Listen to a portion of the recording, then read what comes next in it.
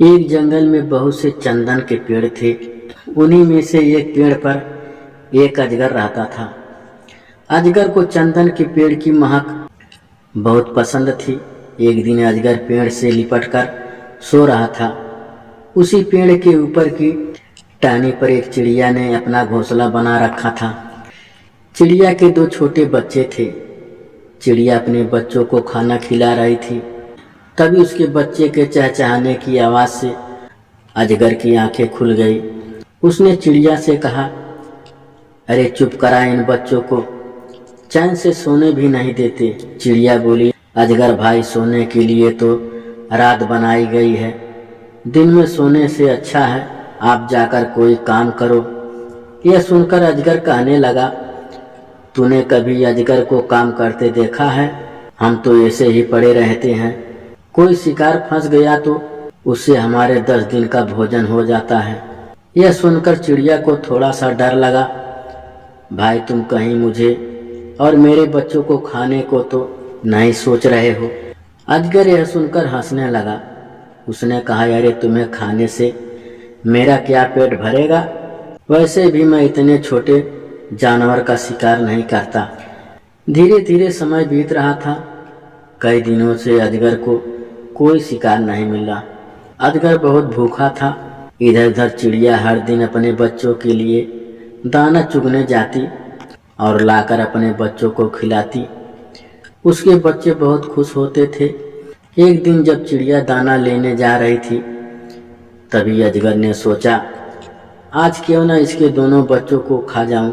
इससे एक तो मेरा कुछ पेट भर जाएगा, दूसरे ये दोनों सारा दिन शोर मचाते रहते हैं, मैं उससे भी बच जाऊंगा। अजगर धीरे धीरे पेड़ की ऊंची डाली की ओर बढ़ने लगा। उसे उन दोनों बच्चों पर तरस भी आ रहा था, लेकिन उसे भूख भी बहुत तेज लग रही थी। दोनों बच्चे ने जब अजगर को अपनी ओर आते देखा तो वे सतर्क हो गए।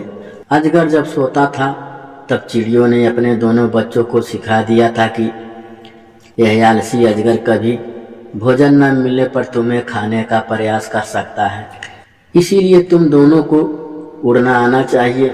दोनों बच्चे बस मौका ढूंढ रहे थे। अजगर जैसे उसकी ओर लपका, दोनों बच्चे उड़कर दूसरे पेड़ पर बैठ गए। सही पकड़ न होने के कारण अजगर नीचे गिर गया। उसे काफी चोट लगी थी पर ढंग से हिल भी नहीं पा रहा था। वहीं पास में ही चिड़िया का घोंसला गिरकर बिखर गया था। कुछ देर में चिड़िया दाना लेकर आई। उसने घोंसला टूटा हुआ देखा तो वह समझी उसके बच्चे को अजगर खा गया। घोंसला भी नीचे पड़ा है। अजगर बच्चों को खाकर आराम से सो रहा है, ऐसा सोचकर वह उसके ऊपर आकर बैठ गई और पीठ में चोंच मारने लगी। अजगर बेहोश पड़ा था। तभी चिड़ियों के बच्चे ने अपनी माँ को देखा और वो जोर जोर से चिल्लाने लगे।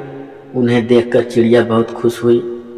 वह उड़कर उस डाल पर बैठ गई, लेकिन अब उनका घोंसला टूट चुका था।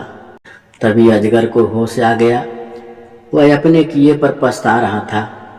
अजगर बोला, बहन मुझे माफ कर दो, मैं कई दिन से भूखा था। जब भूख बर्दाश्त नहीं हुई तो तुम्हारे बच्चों को खाने का विचार मन में आया। मुझे माफ कर दो और वापस इसी पेड़ पर आ जाओ। चिड़िया ने कहा, नहीं अब मैं यहाँ नहीं आ सकती। अब तुम पर भरोसा नहीं है, कहीं फिर से तुम्हारा मन बदल गया तो क्या होगा? यह तो मेरे बच्चे जाग रहे थे। अगर रात में तुम इनके पास आते तो ये बेचारे सोते हुए ही तुम्हारा भोजन बन जाते। अजगर ने बहुत कोशिश की, लेकिन चिड़िया अब उसके झांसे में नहीं आई। उसने दूसरे ऊंचे पेड़ पर अपना घोंसला बना लिया। वह पेड़ नदी के दूसरे किनारे पर था, जहां अजगर पहुंच ही नहीं सकता था। इधर अजगर कुछ ही दिन में भूख से मर गया। अजगर के मरते ही शिकारियों को पता लग गया। वे उन चंदन के पेड़ों को काट कर ले गए। दूसरे का बुरा सोचने वालों का खुद बुरा हो जाता है।